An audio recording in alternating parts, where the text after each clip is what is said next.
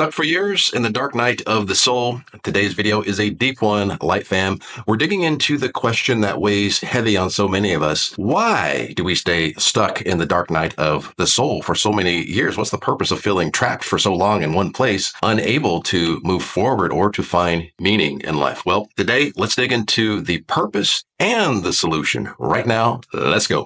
What's up, everyone? My name is David. This is Lightways, your hub for all things spiritual awakening. The truth is, the longer we stay stuck, the deeper the transformation that is being asked of us. And for most of us, this isn't just about surface level change. It's about dismantling the core beliefs that comprise our identity, basically our story, our understanding of how the world works and our place in it. So being stuck in the dark night of the soul for years is usually the soul doing a deep excavation, and that takes time. Imagine it like this. If you've spent years, maybe even decades, building a life around beliefs, identities, and fears that no longer serve you, what we like to call the false self, then breaking those down is not going to be a quick process. You might have built walls around yourself, layers of protection that has helped you keep that identity alive. You probably have a ton of confirmation bias, denial, and cognitive dissonance about your story and your beliefs that keep that perceived identity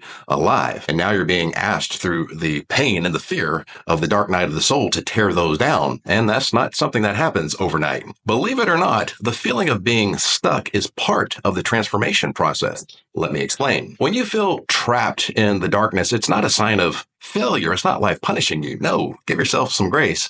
Realize it's an invitation to go deeper into your soul, your purpose, and your truth. The stuck feeling is pushing you to confront the parts of you that you've been avoiding for too long. Old patterns, beliefs, and fears. It's like a soul detox. Another reason we stay stuck in the dark night of the soul for so long is resistance. Our mind and our ego cling to what's familiar, even when it's painful. We resist the change that the dark night of the soul is trying to bring because, frankly, it's terrifying. Letting go of who we've always been is like stepping into the unknown. And for many of us, that's scarier than staying stuck. Let me say that again. Sometimes stepping into the unknown is scarier than staying stuck. And the ego believes is keeping us safe by choosing the lesser of the two evils. We resist because we're afraid of what we might find when we finally let go. What if we let go of the pain, the identity, the story that we've been holding on to for years? Who will we be without it? Now, that question has kept many trapped in the dark night of the soul for years. So what can we do to get unstuck during the dark night of the soul?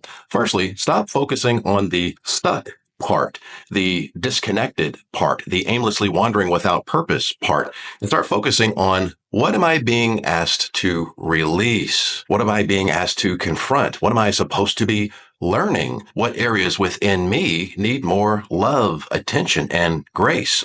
What traits and abilities within me are being asked to show up? Maybe it's some honesty or some bravery or some self-awareness. Now, if you need to rewind the video just a bit to write those questions down, then please do so because they're very transformative and will get you unstuck. And don't just answer those questions nonchalantly while watching TV or something, because you need to be still and centered so that the aspect of yourself which knows the answers to those empowering questions can finally speak and be heard. And do you know who that might be? Yeah, it's your heart. Your heart is the radio of your higher self.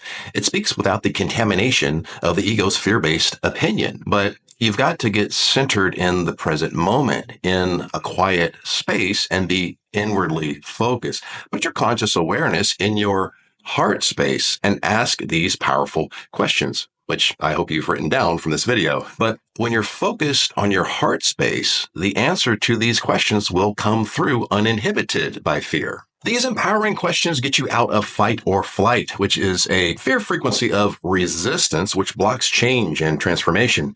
These empowering questions get the wheels of self-awareness and self-reflection turning. Notice that word, self. That's where all the power is because that's where all of the change occurs.